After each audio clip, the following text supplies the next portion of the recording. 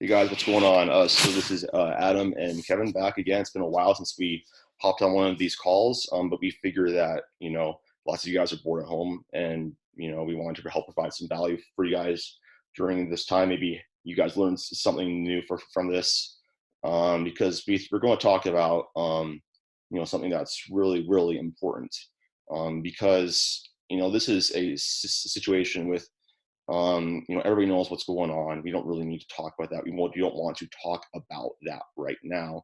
Everybody knows what's going on, and everybody's just as confused and doesn't really know what's going on. Anyways, enough about that. We're just going to talk about an important concept of how to adapt to your situation, and optimizing what you can based off of what you're working with.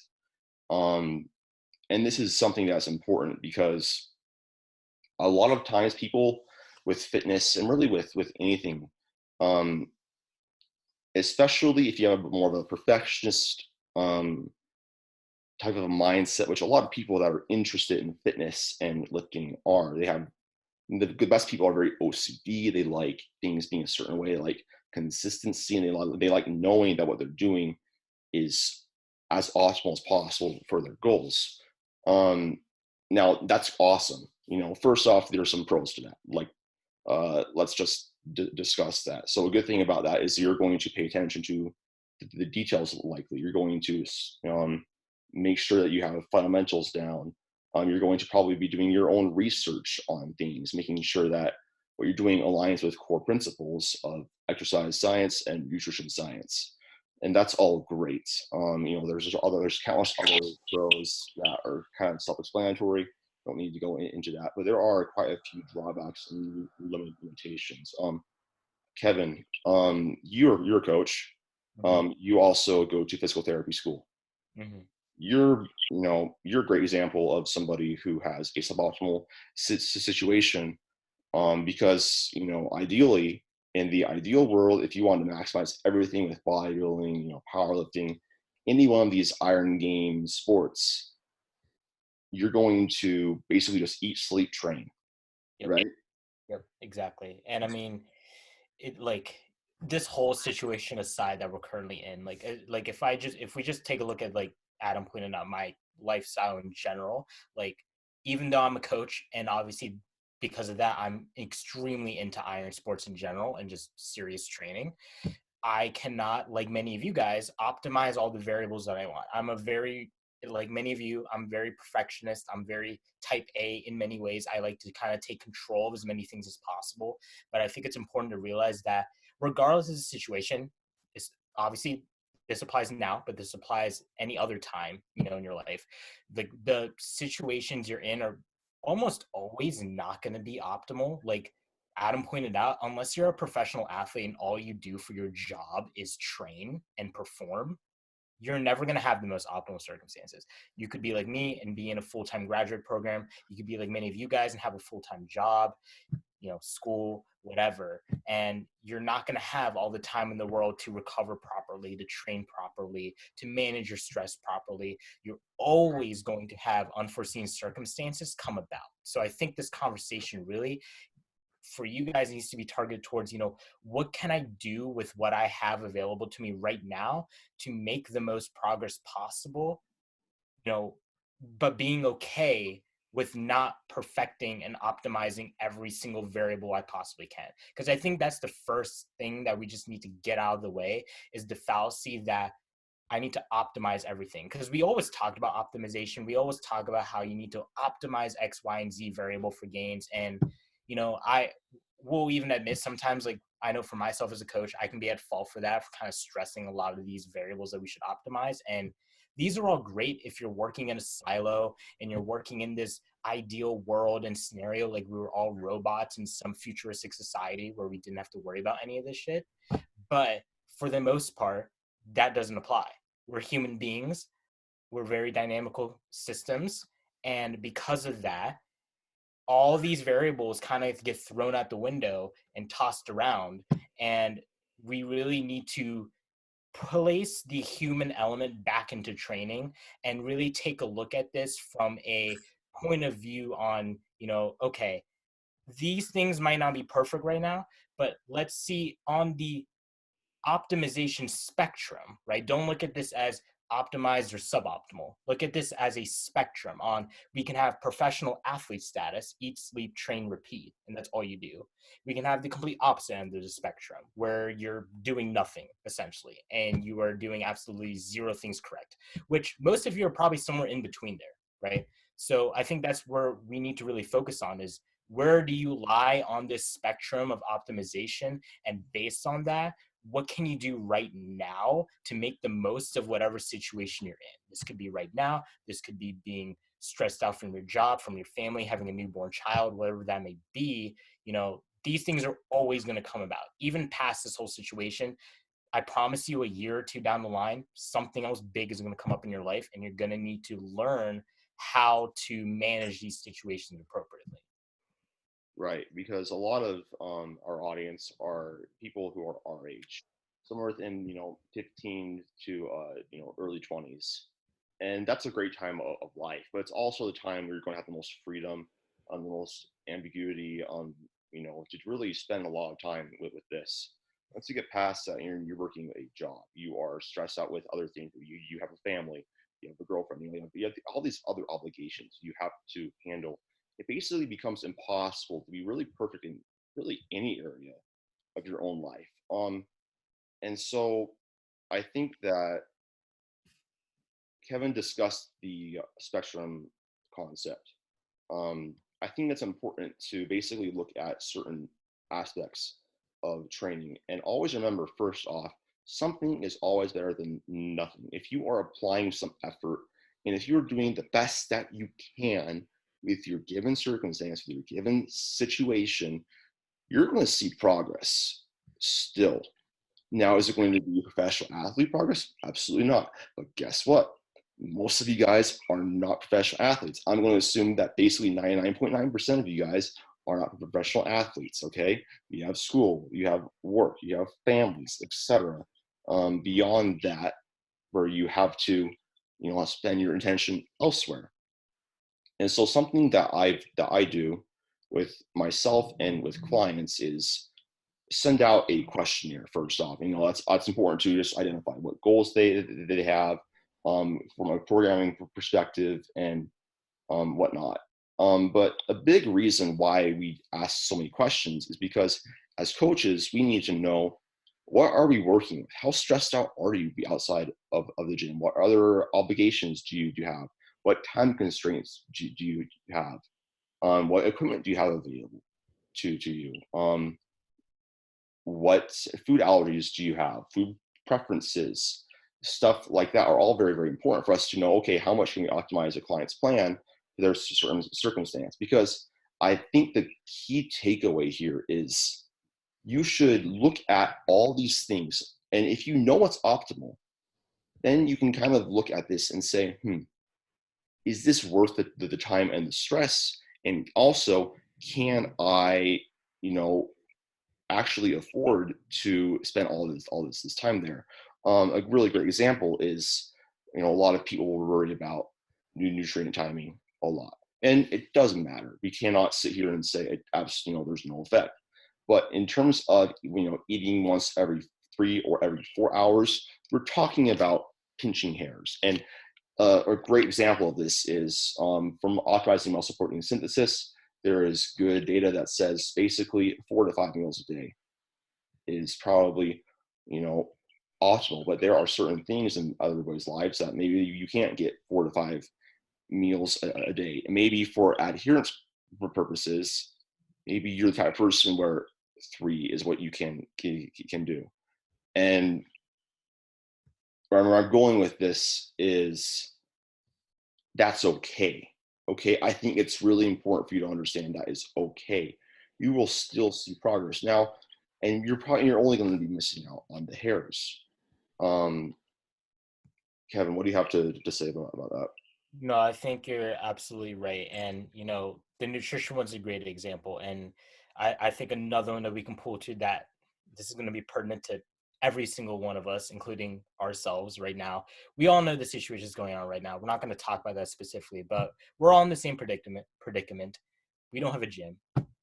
So it's like, what? So I think then the conversation, we have the nutrition side of it, then there's the training side of it. This is a perfect example. None of us have a gym right now. So the question then becomes, what are you going to do with what you have, right? Some of us have the luxury of having a home gym, but sadly, most of us do not. So, you know, you have to ask yourself, are you going to take this time to, like Adam pointed out, either do absolutely nothing or do something, anything to just be active and take matters into your own hands? Because if we can pull out the science card here, and there are numerous studies showing that, one, if you guys are worried about maintaining your gains, regardless of if it's now or in the future with stressful situations, as long as you're doing something in the gym or with your training, that could be even the most suboptimal program in the world. Like, if you're still putting stress onto your muscles in some capacity, you will maintain your gains for at least like 3 weeks or more. Like, the research is very clear on that. You're not going to detrain until it's longer than that. Now, That's sitting around doing basically nothing. yeah, and that's if you're doing basically nothing. It's 3 weeks if you're doing nothing at all. So if you're putting any sort of stress on your muscles, you're going to maintain that even longer. Now, the question then becomes, okay, maybe you don't have access to a gym, or maybe this is some other time period in your life and you are so stressed out you can't even manage to find the time to make it to the gym. Finals, What do you do? you're a nurse, you're a medical professional, Yeah. you're traveling for work, etc. This happens all the time in corporates, inspectors. A great example is my father. My dad goes on, he did go on business trips quite frequently, and my dad stays active. He has an active lifestyle. He resistance trains. My dad does when he's on vacation is he still does something. And what is that? Something? He'll go on walks. He will make sure that he still gets some sort of muscular stimulus with his body weight. And that's better than nothing. Yeah. It's better And than nothing. Like, if you're so busy with finals, let's say you really just have to dig, and that is your priority right now, and there's nothing wrong with that. That's okay. It's only if it's a priority and it matters to you, then okay, awesome. Maybe you can't make it to the gym, but maybe you can do a circuit, a 10-minute circuit, and still get that conditioning in, and still get a stimulus in. Because you have basically one of two options: be the victim of your circumstance, or say, okay, well, this really sucks. I really wish I had access to my gym, to all my equipment, to all my nice barbells, to all my nice machines, and that sucks. I think that's the first thing, is to realize what your situation is and accept it. That's mhm. really important. The sooner that you can do that, the sooner you can find a solution. Yeah. Once you and then navigating that solution, Kevin, what would you do? Yeah. So, I'll address this from two scenarios. I'll address this from one, like, let's say outside of this current landscape of things in life, this is, a year in the future or whatever, and this comes about again, because it absolutely will, in terms of you just being so stressed out you can't make it to the gym on your normal schedule. Like, I know many of you guys watching, you like to work out. If you could work out every single day, you probably would. Now, if you are so stressed with your job, finals, school in general, whatever that may be, first take a look at your program and be like maybe I should just cut back on the amount of days I'm going to the gym. Like, you don't have to be in there every single day for, an hour and a half to 2 hours at a time. As much as we all love to train, you can make most of your gains pretty well on just 3 to 4 days a week. Like, it's not, is it the most optimal thing in the world? No. But can you make like 80%, 85% of your gains at least doing a 3 or 4 day split?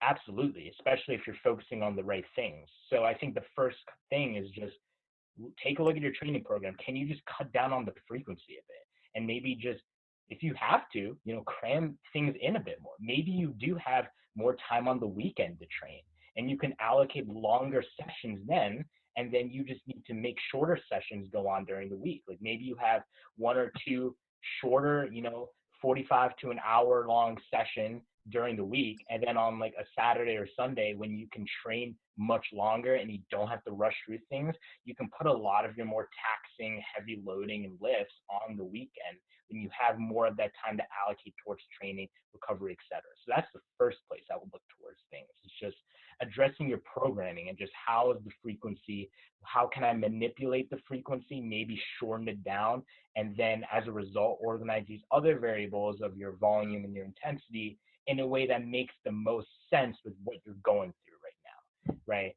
now, that aside, let's take into account now the current situation we're in, because this is kind of a peculiar one. With that, we don't have actual gym access to begin with, which very well can happen and probably will happen to you in the future as well. So don't think of this as a one time and done type thing. There's going to come a time in your life where you're probably not going to be able to make it to the gym at all, right? So this is advice that you can carry on like forever, because this is going to come about at some point. Now, if you don't have access to a gym, you need to keep in mind, first, like Adam pointed out, take a look at, okay, what do I have access to right now? Do you have equipment of any sort that you can use as resistance? And I don't even mean just in the traditional sense of, do you have bands? Do you have a dumbbell? Do you have a pull-up bar? That's great and all, but resistance is resistance and stimulus is stimulus. If you have a backpack and textbooks, you got weight, right? Like if you have, which a lot of you guys are students, so I know you have these things in your dorm room or in your bedroom right now. Grab your book bag, grab a few textbooks. You could load that thing up to probably at least 50 pounds. That's 50 pounds of resistance right there. That's Full range of motion decline push-ups with 50 pounds with a slight pause at the bottom. Maybe, maybe you do a slow eccentric too. That's crazy stimulus. Yeah. I mean, and I know what some of you guys might be thinking, like, oh, I'm too strong for 50 pounds. Well, you can make 50 pounds feel, Adam here could make 50 pounds feel incredibly difficult, right? Like, it's all about just addressing the variables. This is where things like increased time under tension, metabolite techniques, which we can go into, like drop sets and giant sets and myo reps and clusters are going to come into play. Altering a body positions. Hmm. So a wider grip push-up, a narrower grip push-up. Like let's say, for example, let's say you just wanted to YOLO it and you wanted to do 2 week mini blocks of training. And let's say or just even hell, you can do like full meso. I'm going to do close grip push-ups. I'm going to do wide grip. And I'm going to do one where I do, more of a metabolite work on. Hmm. That's stimulus. Yeah. I think it's just important for us to realize that, again, stimulus is stimulus, especially when the name of the game here is hypertrophy. Like, it's stimulus dependent. And I know a lot of you guys might be strength athletes more so in terms of just powerlifting specifically, or strongman or ollie lifting. And you just might have to accept you're not going to be able to lift your typical weights and loads right now.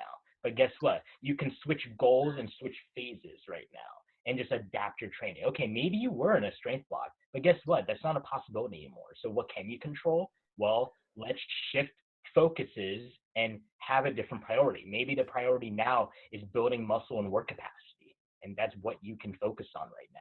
And then when you're back in the gym, you just spend a lot of time building a great base that you can then potentiate into the goal that you were doing in the first place. And you'll be in a better spot than where you left off. I So, know a lot of strength athletes too, because I train plenty of them. Um, Coming to me, they are constantly just doing strength.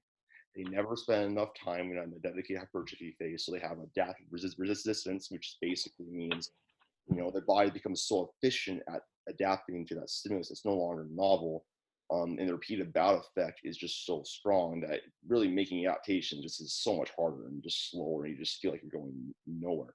This is a great opportunity to you know express another quality, focus on something else, get those joints break, and really stress that your muscular system. Another thing too, if you're a strength athlete, is okay, since this is about strength is about neuromuscular efficiency, it's a skill.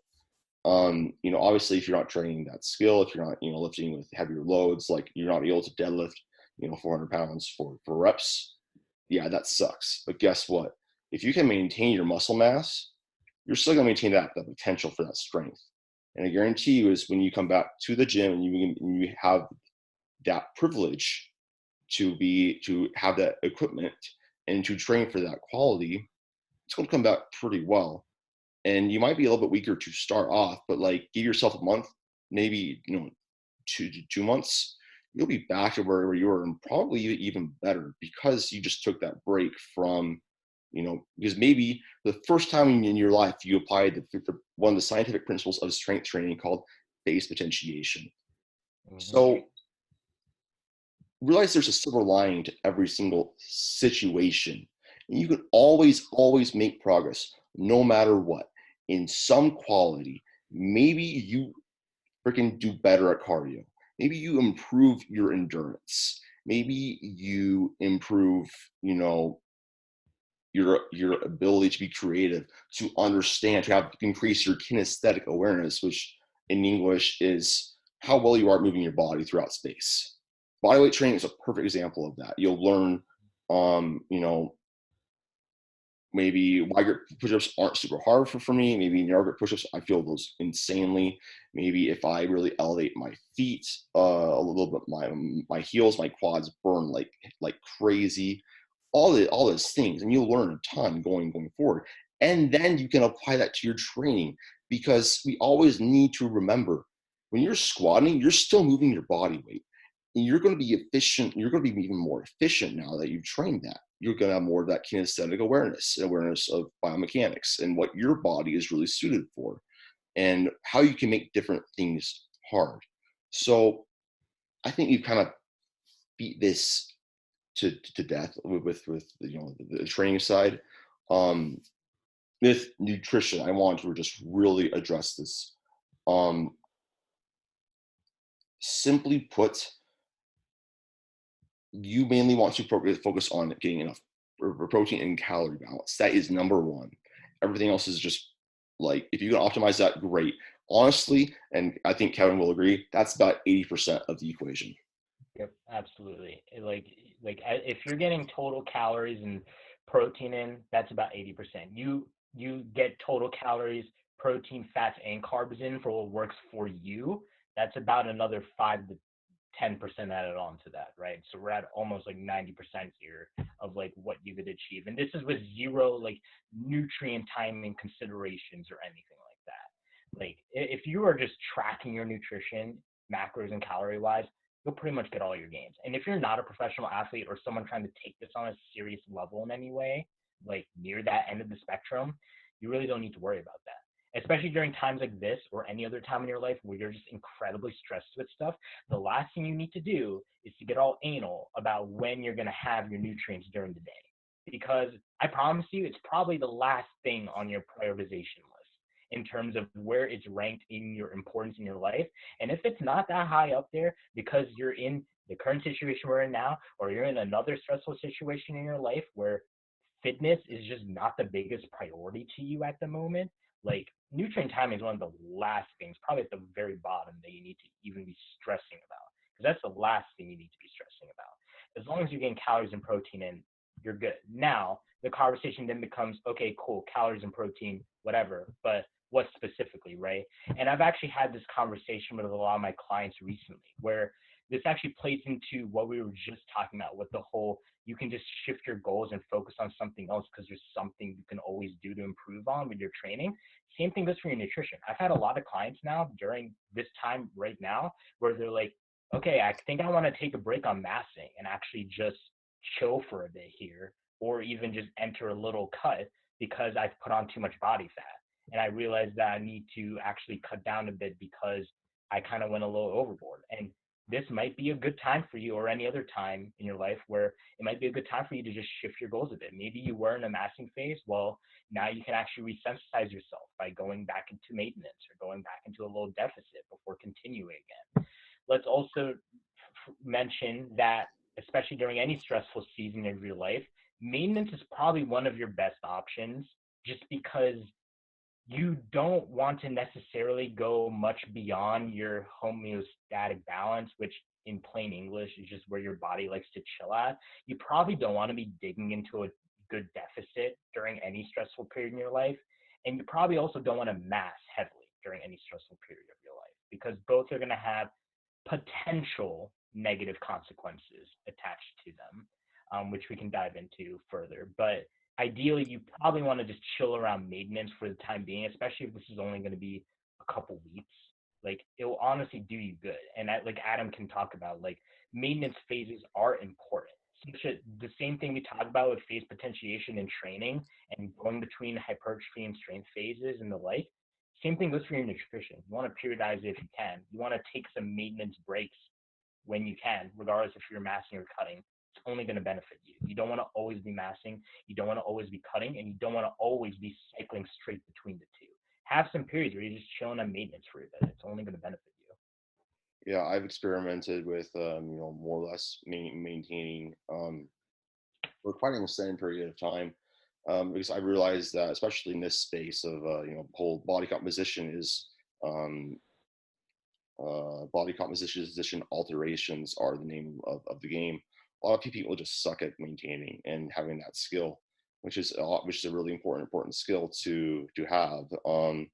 So I mean, there's, like Kevin said, there's, if you want to really make any significant changes, you need to manage your stress and, make sure that probably have, and then that's when things become a little bit, being a little bit more optimal, or it is more important. Um, and so realize, it's okay to take a step back, and maintenance is awesome. You'll feel great. You'll be able to have recovery. You'll even have a little bit of a recomposition effect. um it's possible, for many people. So I think that the biggest takeaway here is, you know when in doubt, move to maintenance during more stressful periods of your life, or maybe use this as a time to really plan out, well, where do I want to be in the future, and then, making a plan with your training and your nutrition, and then seeing how you can make the best out of your current situation now to fit into that long-term goal. Because remember, this is for your life, and a temporary situation about a month or two, let's say where things are a little bit crazy, happens to everyone, no matter what. And it's just about moving forward and saying, well, this sucks right now, but I'm not going to let it derail me for my goals, because the only way you mess up is if you do nothing. Again, come back to the optimization thing. Something is always better than nothing. As long as you're trying your best to make progress, you're going to be just fine. So we've been kind of ranting for a little bit. I want to kind of wrap it up, just because we don't want to take too much of your time. But I think that the biggest takeaway here that we want to just have is, should be something that always is a priority. Your health, your wellness, is something that you should always pay attention to. And maybe you can't do it in your preferred method, but still doing something is just imperative to your health. To There's so many aspects. It impacts every aspect of your life. And so, if you always learn how to make it a priority, and if you always learn how to roll, and if you know how to roll with the punches and adapt to whatever life throws at you, and then say, looking at that optimization spectrum and saying, I can optimize here, I can do this, I can do X, Y, and Z. Maybe I can't do this, and then accepting that's okay. That this is just where I'm at right now. And then once, maybe in the future, when you're in a better situation, it's more conducive, your lifestyle, you know, your life circumstance more is conducive to that goal, then go full steam ahead. All power to you. Just realize that if you can't do everything optimally, it's absolutely not the end of the world, and something is always better than nothing. Yep. Yep. You just got to go with the ebbs and flow of life, understand that it's dynamic in everything that we do. And, if you can't train as well as you want, and you are not going to be able to work out in the gym, like maybe right now, even use this time to just like learn more, like use this time to educate yourself more and just learn more about things you can do better, other forms of fitness, other forms of optimizing your nutrition. Maybe you weren't that great at tracking macros and calories and you want to get better at it. Use right now to do that. Use right now to learn about how to, improve your lifts with technique wise. Use this time as well as you can, even in the non-physical sense, just strengthening your mind and just learning about different ways to improve your knowledge gap in all these different areas, because you're just going to come out of it a better lifter by the end of it. Absolutely. And just going off of that note, Kevin and I are currently offering, and we'll probably continue to offer a fitness mastery coach, where we basically will go a little bit more in depth with principles that we talked about here. It's group coaching via Facebook platform. Upon signing up, you'll receive a very, very in-depth informative ebook with tons of awesome relevant information to all stages of life. And daily support from Kevin and I, informative posts. You guys can post your progress questions. Kevin and I will be active in there. It's really just a completely immersive experience, creating a community of people who are just like you yourself, who who want to be able to who are concerned about their fitness and want to know, well, how can I improve in other ways? And basically everything we talked about here with a little bit more of an in-person, more in depth. Like, this is just a snippet of what you'll learn in the group coaching course, and from everything in there. So we're offering that right now. There'll be a link down below in the description box if you guys want. Sign-ups are currently open right now and through Monday. So if you guys want in, now's the time, because we don't, until we open up sign-ups and registration in the future for an earlier batch of clients. But right now, like what Kevin said, learn. You'll be better as a result of investing in yourself. And it's only $5, so you have nothing to lose. All right, guys. Well, take what Adam said, invest in yourself, invest in your knowledge, use this time as effectively as you can, regardless of what you're doing, and you'll come out of this better. Don't stress about everything that could go wrong. Take that stress, put it towards what you can do now to improve, whatever that way may be. Absolutely. Well, guys, thank you so much for watching. We really appreciate you guys tuning in, and we hope that you guys took something away from this. But yeah, until next time, keep training and have a good rest of your day, etc., etc. I don't know. This is awkward sign off, but anyways, in typical Adam fashion, awkward. Goodbye.